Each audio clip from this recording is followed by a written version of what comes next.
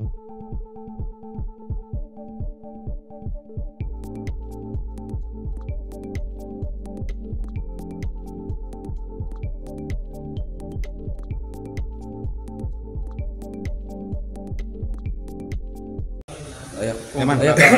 ini mungkin bisa diceritakan kedatangannya hari ini ke Polres Jakarta Selatan ada apa?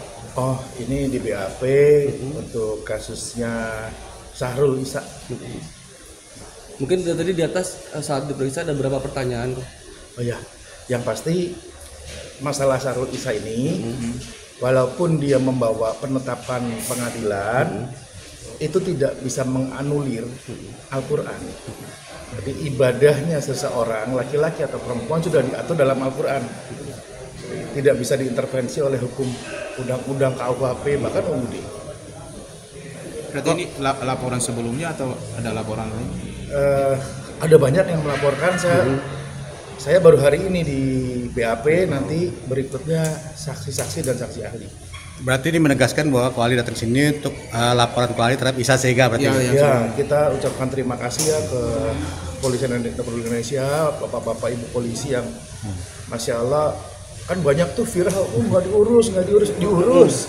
Insya Allah diatensi, insya Allah berlanjut, cuman butuh waktu, butuh proses. Kerjaannya polisi banyak banget, nggak cuma ngurusin ini kan gitu. Mungkin ada membawa bukti-bukti baru nggak sih kok? Ada banyak, ada. Mungkin. Ya contohnya dia mengaku di podcastnya Maya Estianti ya, akte lahir waktu lahir perempuan, enggak waktu lahir laki-laki. KTP-nya laki-laki. Justru penetapan pengadilan itulah membuktikan bahwa telah hadir seorang laki-laki bunyinya, bukan perempuan, gitu, untuk berganti nama. Kok sejauh ini kan juga sudah banyak yang melaporkan Izat ini. Ya. Sejauh ini ada etikat baik dari beliau nggak sih kok? Saya udah podcast sama Dr. Richard Lee ya. Kita menunggu apakah dia mau mengakui kesalahannya.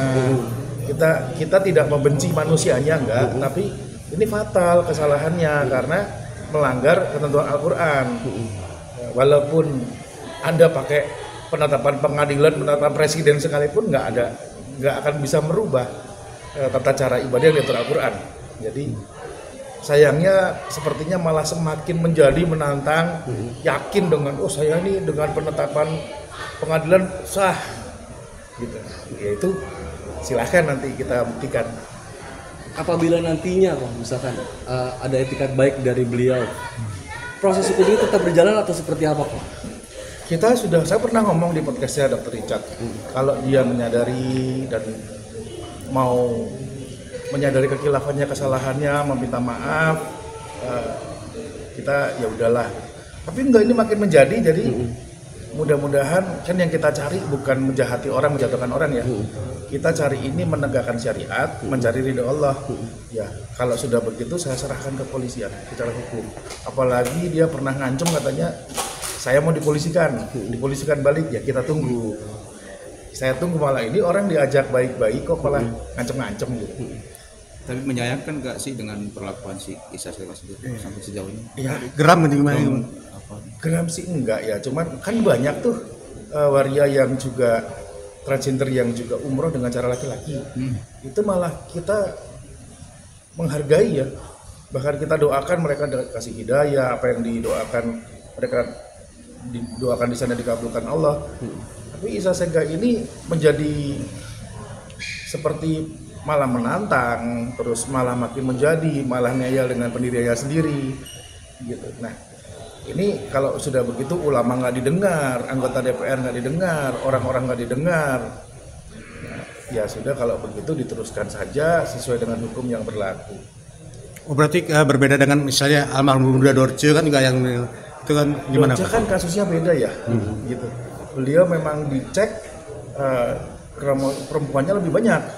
Nah kalau ini kan kita sedang telusuri di pengadilan, kan tinggal diminta tuh berkasnya waktu dia penetapan itu rumah sakit mana yang keluarin.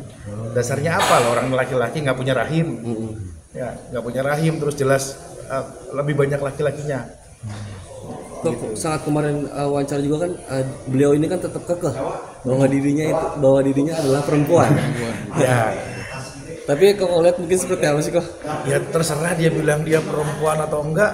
saat ini dia bilang perempuan, 2017 dia bilang dia laki-laki. Dan penetapan pengadilan membuktikan bahwa dia laki-laki. Coba dilihat di SIP yang 2017, laki-laki. Mungkin penetapan yang baru kali kok atau gimana kok? Iya, penetapan hukum itu namanya penetapan administratif yang sedang kita laporkan ke Komisi Yudisial, yang sedang kita laporkan ke beberapa pihak bahwa ini tolong dicek lagi dong, karena penetapan laki-laki dan perempuan itu berlaku untuk bukan untuk transgender, untuk kelamin ganda. Kan banyak nih kejadian orang-orang lahir kelaminnya ganda, maka pengadilan menetapkan dengan bukti rumah sakit bahwa dia laki-laki atau perempuan dengan pemeriksaan medis. Nah ini bukti medisnya mana si Isa Sega ini? Rumah sakit mana yang keluarin, dokternya siapa? Nanti kita pasti dapat itu datanya. Untuk saksi berapa? Mungkin Kira-kira berapa saksi disediakan? Yang toko bawah Saksi cukup banyak ya, udah banyak, tapi ya kita sesuai dengan hukum nggak usah banyak-banyak lah, 3 udah cukup. Kok tadi aku bilang dari hukum Al-Quran seperti apa? Hukum Al-Quran seperti apa nih? Kok bisa dijelaskan? Jadi kok bilang dari hukum Al-Quran. Gini, hukum Indonesia yang digunakan oleh Sahrul Isa adalah hukum penetapan Pengadilan Negeri 2017 yang dianggap oleh secara hukum pun tidak sah. Jadi penetapan pengadilan 2017 yang menetapkan dia bisa mengganti identitas jadi perempuan itu nggak sah. Mana fatwa MUI-nya? Sah jika MUI ikut menetapkan. Hukum di Indonesia ada 2 kan gitu. Hukum agama, makanya kita punya di KTP kolom agama. Dan hukum pengadilan itu nggak sah karena MUI tidak menyatakan itu, dan MUI jelas mengatakan ini salah, haram. Nah, terus penetapan apapun pengadilan, bahkan saya bilang presiden sekalipun menetapkan tidak bisa menganulir apa yang ada dalam Al-Quran. Kan dia ibadah kemana? Ke Mekah, ke Madinah. Pedomannya bukan KUHP, pedomannya bukan penetapan pengadilan, pedomannya Al-Quran. Maka itulah sebabnya dia kena pasal 156A, hukumannya minimal 5 tahun. Dilaporkan atas satu pasal 56 Ya, ada beberapa pasal lah. Jadi dia menyebarkan berita bohong bahwa lahir dengan akte lahir perempuan itu kan bohong, dusta. Penyebaran berita bohong. Kita tahu kok ada aktenya lahir dengan laki-laki. Sahrul Isa namanya. Kok mungkin agenda selanjutnya dari Polres sendiri? Ya kita berterima kasih ke Polres Jakarta Selatan dan kita doakan jangan juga terus banyak yang nggak sabar kan, nggak diproses insya Allah.